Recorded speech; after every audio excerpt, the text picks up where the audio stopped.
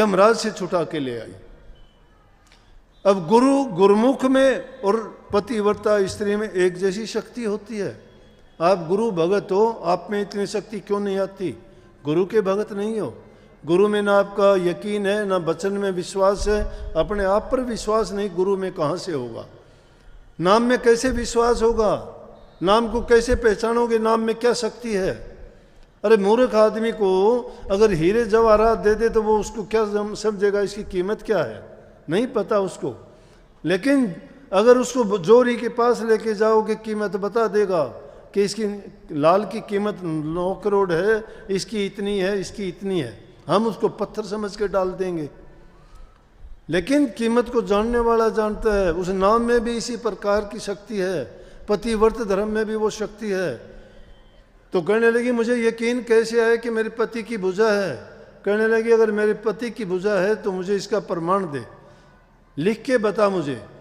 तो उस भुजा ने लिख दिया, हाँ मैं मेघनाथ की ही भुजा हूँ, लक्ष्मण के साथ मेरा युद्ध हुआ और युद्ध में मैं मारा गया, कि इसमें कोई संदेह नहीं है मेरी भुजा है। उसको यकीन हो गया। सुलोचना उसको देख के रोने लग गई, रावण के पास गई और जाके कहने लगी कि इस तरह से मेघनाथ को लक्ष्मण जी ने मार दिया, उसका वध कर दिया है, और आप उससे जाके उस लाश को ले आओ, उसके सिर को ले आओ। क्यों? मैं पतिव्रता स्त्री हूं, मैं उसके सती होना चाहती हूं।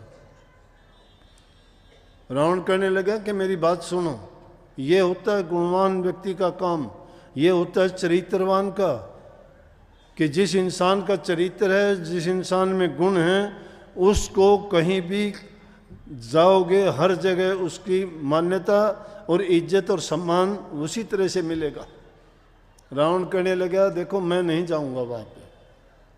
वहाँ पर श्री रामचंद्र जी जैसे मर्यादा पुरुषोत्तम हैं, हनुमान जैसे ब्रह्मचारी हैं, उस सभा में लक्ष्मण जैसे जति हैं उसमें, उस सभा में कोई ऐसा आदमी नहीं है कि आपको किसी प्रकार से नीचा देखना पड़े। आप स्वयं जाओ और आप जाके लेके आओ। दुश्मन के शिविर में सुलोचना जाती है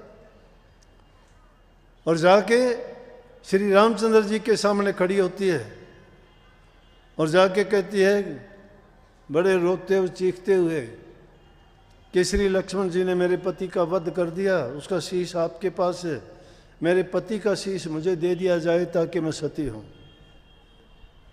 श्री रामचंद्र जी उसको देख के कहने लगे मुझे बहुत दुख है,